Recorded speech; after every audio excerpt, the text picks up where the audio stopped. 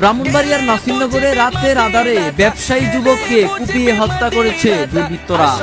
শনিবার 20 সেপ্টেম্বর রাত 12:30টার দিকে নাসিরনগর উপজেলার ফাউন্ডক ইউনিয়নের আতুকুরা গ্রামের বড়হাটি এলাকায় এই ঘটনা ঘটে। নিহত আর রহমান নাসিরনগর উপজেলার আতুকুরা গ্রামের শফিক মিয়ার ছেলে। স্থানীয় সূত্রে জানা গেছে আর রহমান একজন চা ব্যবসায়ী। প্রতিদিনের মতো দোকান বন্ধ করে বাড়িতেই গিয়েছিল সে। স্ত্রীকে রাতের খাবার রেডি করতে বলে এবং সে ঘরের বাহিরে টয়লেটে যায়। অনুমান 5 থেকে 7 মিনিট পর তার স্ত্রী হাউমাউ চিৎকার শুনে ভিকটিমের চাচাতো ভাই, বাবা মা সহ আশপাশের লোকজন বাড়ির পাশে রাস্তায় এসে তার স্বামীকে রক্তাক্ত অবস্থায় দেখতে পায়। পরে তাকে উদ্ধার করে নাসিরনগর উপজেলা স্বাস্থ্য কমপ্লেক্সে নিয়ে আসলে কর্মরত চিকিৎসক তাকে মৃত ঘোষণা করে। খবর পেয়ে পুলিশ তার লাশ হাসপাতাল থেকে উদ্ধার করে থানায় নিয়ে আসে।